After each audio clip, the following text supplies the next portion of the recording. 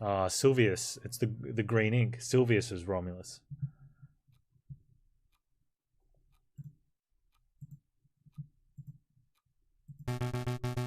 I hope you don't harbour too much hate for the Madame.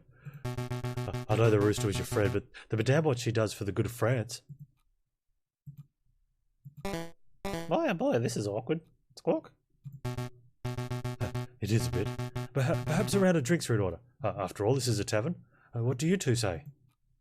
Alright, let's get them drunk and get out of here. I'll take a wine. Make sure it's a stiff one. I'll take 2.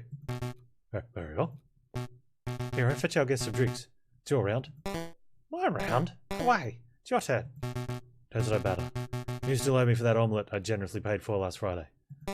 Oh, you owe me for that coffee on Tuesday. Okay, so that's 30 cents of coffee deducted from a 60-cent omelette, plus the 25-cent peanuts you swiped from my pantry. Hold up, I ain't so good at mental arithmetic. Listen, Sparrowson, you need to go. Go? Yes. I'll create a distraction. You head straight for the back door. Is that such a good idea? If we both stick around, we could both end up dead as soon as we rub that lioness the wrong way.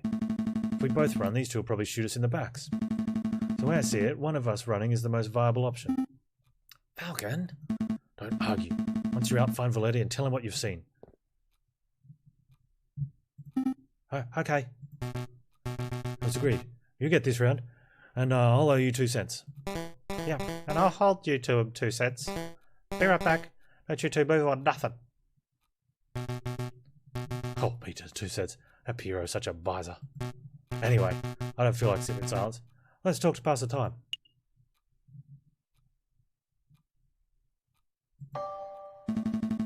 Fontaine, you want to play some cards while we wait? Some cards? Oh, but I gamble, but sure. We can have a quick round of something. Great. Have you heard of Juoxnar? Juoxnar? No, but the name sounds dubious. That's fine, I assure you. Deal me in and I'll demonstrate.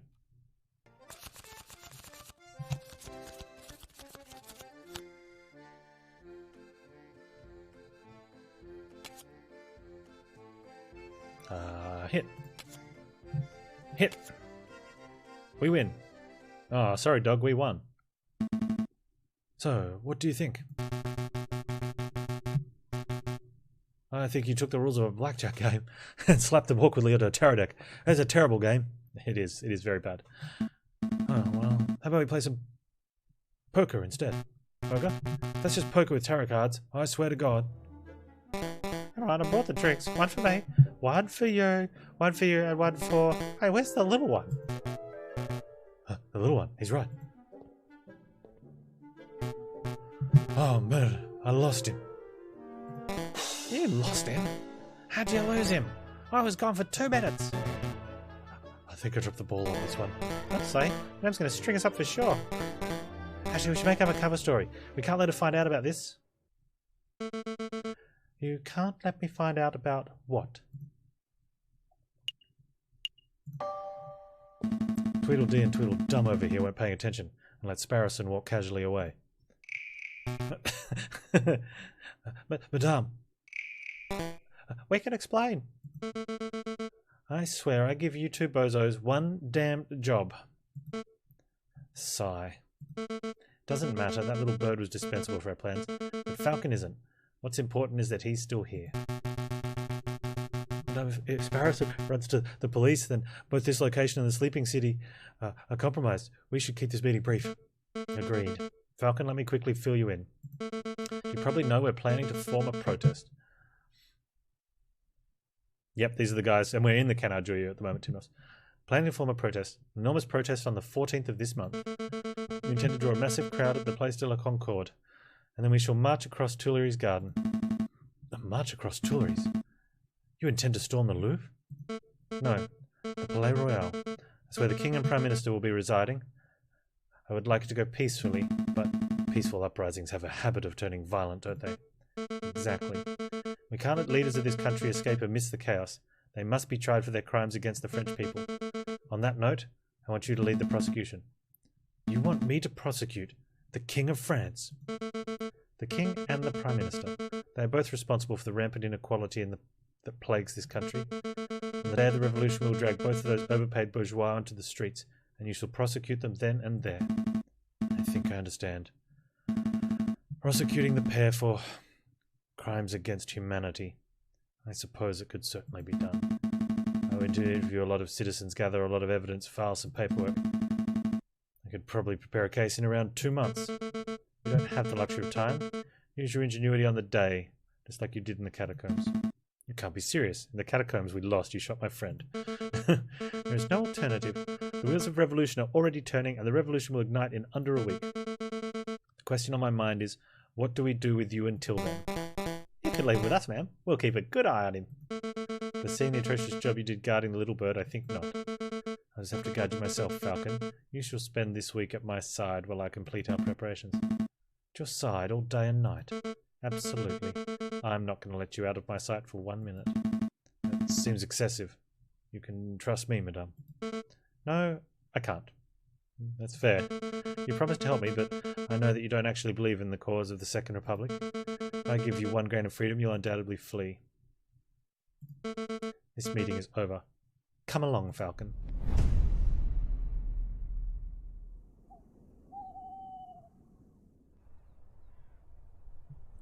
Why do we get to... Well, that's an event there. Let's have a look.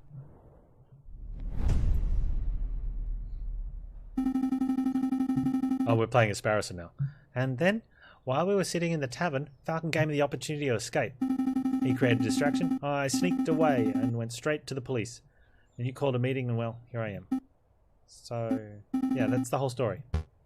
I say, Severin Cocorico died at the hands of the rebels. That's right.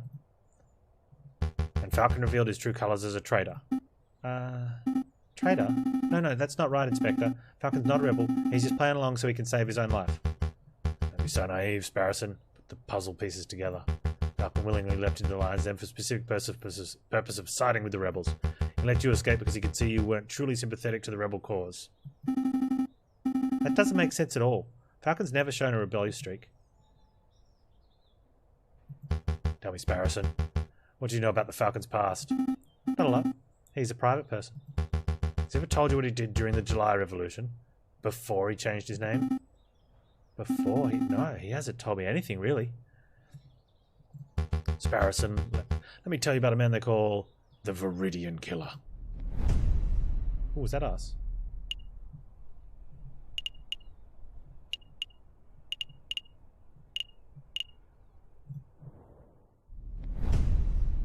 The Palais Royal. Just look at that disgusting den of fat-cat bourgeois and hypocritical politicians. The king is probably there as we speak. Probably sitting in his high chair, stuffing his bloated face with cake and wine while he boasts about being the perfect citizen king. Did you come here just to moan about the king? No, I've come to assess the potential battleground. On the day of the rebellion, I might order Piero to set up a barricade over there. What do you think? There, right outside the Palais Royal. Of course. It's a perfect place for a defensive garrison. We can gather furniture from nearby buildings, build a wall, and position rifles to fend off police. When the time is right, it will serve as the ideal location to launch our assault on the palace. So you weren't just throwing empty words in the tavern. You actually do intend on dragging the king out of the palace through violence. Of course, he'll never abdicate on his own volition. It's not as if I want to see bloodshed, Falcon. It's necessary. It's inevitable. I mean, we have to be realistic. There's no way to bring change to a country without using violence, is there? I don't think there's any way. Throughout history, great changes only ever come about with great sacrifice. Wars, assassinations, executions. No country has been won over through passive demonstrations alone. I see. So it's as I feared. That doesn't mean you can't try. Violence can work as a last resort, not as a first call to action. Set an example for the kind of nation you want to see. Maybe. It'd be better to avoid building the barricades, at least until it's clear that violence is inevitable. That's good. It's a good compromise, madame.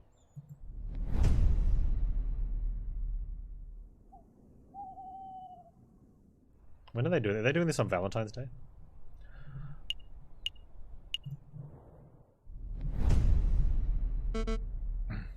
Let me think. So it takes 10 minutes to walk from the Place de la Concorde to this very spot. And the Palais Royal lies 5 minutes north of here. That's 15. But the crowd will be fairly large and slow. It may take twice, maybe 3 times as long to make a move. Having logistics problems, madame. Perhaps. Let us walk the crowd from here through Tuileries to the Palais Royal. If we take too long to pass through Tuileries, the police will trap us in. We could be flanked and slaughtered. That's quite an issue.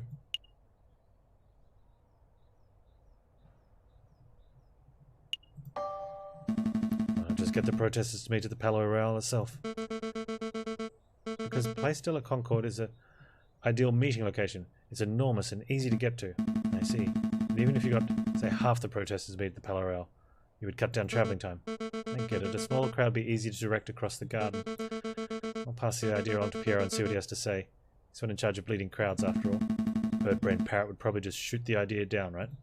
Probably, but I appreciate your input. Don't know if you genuinely want to help, if you're just telling me what I want to hear out of fear. But thank you, Falcon. It's no problem, madame.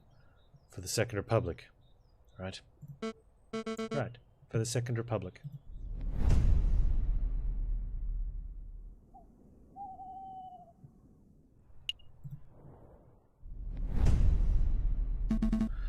Let's hold, huh? Let me guess. You have a weapons supplier somewhere around here.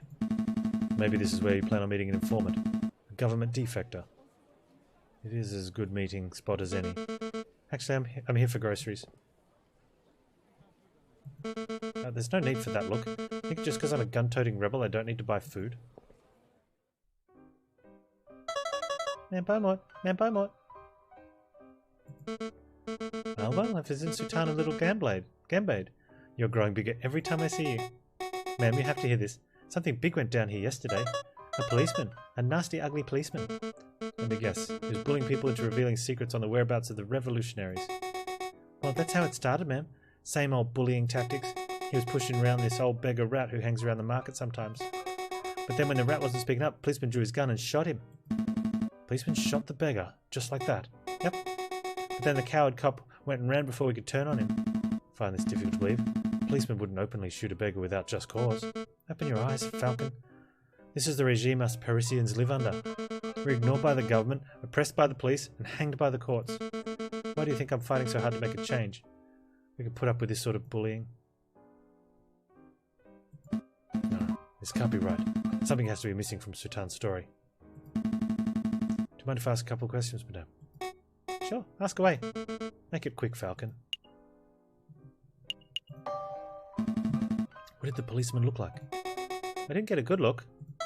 He was tall, ugly, mean-looking, and he had one eye. One eye. The inspector. Yep, had one of them pirate patches. There's no way. Ring any bells, Falcon? I know a man who fits the description. It simply couldn't be him. He's a bitter individual, but he's morally righteous. I can't imagine him shooting an innocent person so recklessly. Don't let your bias towards the justice system affect your judgment, Falcon. If you think you know who did this, then please name and shame him. I think I should bite my tongue until I'm a little more certain. Dob him in, Falcon. Did you want to know anything else, monsieur? If a policeman did shoot an innocent person, then there would surely be an investigation. Ha! Your naivety knows no bounds, Falcon. You think the police care if one of their own is out of control? Actually, there was one bloke asking around, but I don't think he was a policeman. Oh, go on, madame. Well, here's this charming fox. Oh, that'll be Reynard.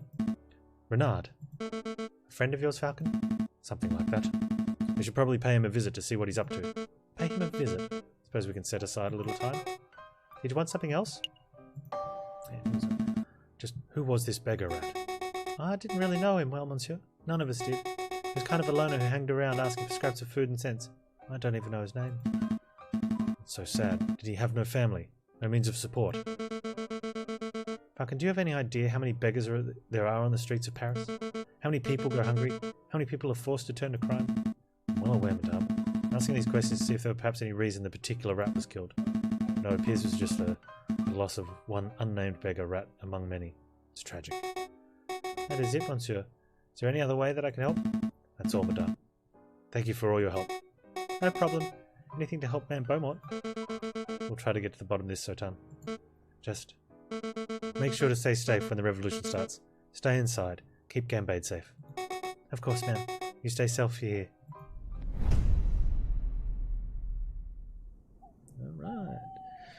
Last day. I'm going to go to see Renard.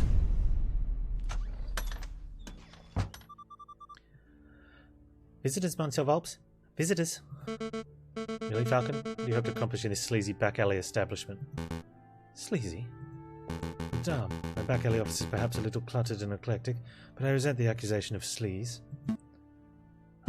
Maybe I should do the introductions. Monsieur Volps, this is Madame Beaumont, a friend of mine. And this is Renard Volps, private investigator at your service. It's a pleasure to meet you, Madame.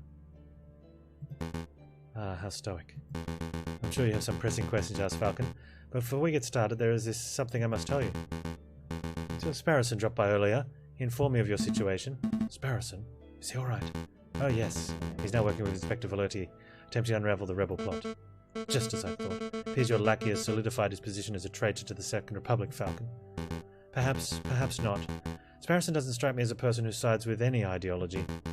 But you know, he asked me the most peculiar question. Would you like to know what it was? Of course. Such informative is quite valuable. It would cost, say, 30 francs. Yeah, I know how this works. Here's your money, monsieur. Very good. So on to the question. Sparrowson asked if you were the Viridian killer. The one responsible for the random bombings during the July Revolution 18 years. Why on earth would he ask that? Perhaps that inspector has been telling him stories. So what did you tell him? The truth, of course. This way. I have no idea who the Viridian killer is, but that I knew that it couldn't possibly be Falcon. Huh? And how do you know I'm not the Viridian killer? Falcon, please.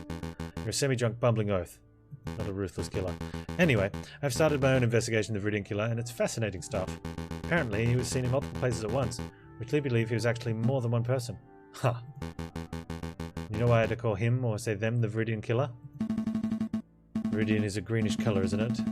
No, I don't have a clue. Crimson Killer would be such a cooler name. It appears that no one knows the origin of the names, which lead me to suspect that he or indeed they chose their own name. This is all fascinating, truly fascinating, but perhaps we can return to the conversation to why we're here.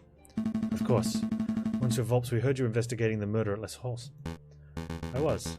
The victim was a friend of Mousie's. More of an acquaintance, really. We want to know if you managed to uncover anything.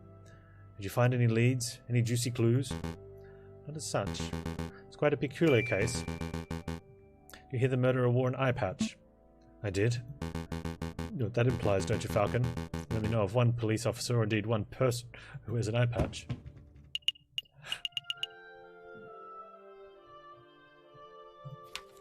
Where is he? There he is. The inspector. That can't be right. You wouldn't describe him as a murderous man. Would you, Monsieur Volps? Murderous? I don't know. He's certainly passionate about finding the Viridian killer. Who's to say that he wouldn't kill in the pursuit of his arch-enemy? Falcon, I want to solve this mystery as much as you do, but time is pressing. We have other matters to attend to. We must take our leave. Understood. Until next time, Monsieur Volps. Goodbye. Good luck, Monsieur Falcon. It was a pleasure meeting you, madame. Monsieur Volps? That lioness looked pretty angry. Is this revolution going to end in blood, Monsieur Volps? Just like in 1830?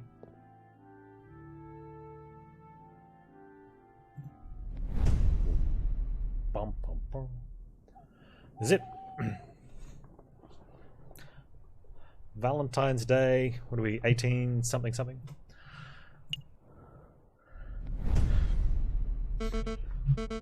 This is it, Falcon. This is the day we make our stand. Everything is coming together. As we speak, Fontaine is gathering the protesters at the Place de la Concorde. Pierrot is making preparations to build and arm a barricade near the Palais Royal. Just as a precaution, you understand. And the question remains is, are you ready? Nope, not at all. Absolutely. Bring on the revolution, I say. That's the spirit. Come on, let's see how the protest is going. Falcon and Beaumont arrive at the Place de la Concorde. Here is thick with chants, shouts and cheers of hundreds of protesters. A line of mounted soldiers stands shoulder to shoulder outside the entrance of Tuileries. This is amazing. I had no idea the Second Republic had so many supporters. Of course, I didn't think we were just a few animals huddling in a cave, did you? The desire for revolution runs deep in this city. Everything's in place at the Palais Royal, man. Just say the word, we'll set up the biggest barricade you've ever seen. And we can all storm the building and drag that cocky king out of his chair. There's been a change of plan. We're still going to protest, but we're going to do it peacefully. No firing from behind barricades, no violence. No capturing the king or prime minister. Damn. Are you feeling all right? Quite all right, thank you. But what for your desire for a better France? You cannot achieve it without bloodshed. We can certainly try. Falcon convinced me. Falcon. Pacifism seems like the Christian approach. Wouldn't you say, Friar? I see. So that's how it is. Excuse me, madame. I think the Friar disapproves of the new strategy. He probably thinks I've gone soft. And maybe I have. But I'm not deviating from this path. Even if each and every rebel leaves my side. Don't worry, man. You aren't alone. We're not here for the violence, man. As long as you strive for a better France, we'll always stand with you.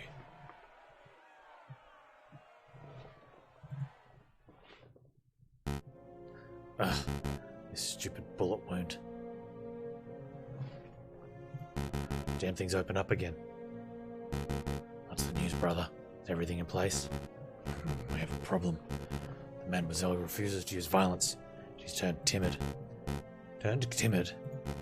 Appears that lawyer Falcon is something of a lion tamer. Jayjay Falcon, that bird is proving to be more trouble than the rooster, I swear. Brother, listen, if there's no violence, there'll be no power gap. One leader will just peacefully replace another.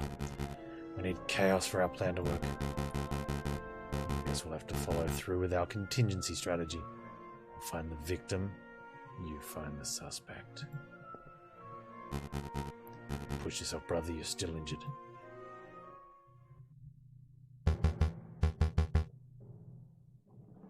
Look at those scum. Foul vermin, the lot of them. Mark my words, Sparrowson. Every one of these petulant dissenters will take the first opportunity to turn aggressive. They lust for violence. They don't look too violent to me. Trust me. This is just how the crowd looked before the July Revolution. It only takes one crazed individual, the entire crowd will explode into a frenzy. Hey, it's you. Friar, it's good to see you again. No time for pleasantries, Inspector. You're needed urgently on the Place de la Concorde. Me? Why not ask one of the officers on active guard duty? There's no time to explain. Any minute now. Ah, do you hear that gunshot? It's already begun. Come on, Inspector. We must make haste. Inspector, I really don't think you should be trusting this friar. He's a two-faced wolf. Friar Remus provided me with reliable information in the past. I trust his judgment. Stupid. But Inspector, this isn't a discussion, Sparrowson. I have a duty to uphold. Stay put. I'll be back in no time at all. But, what should I do now?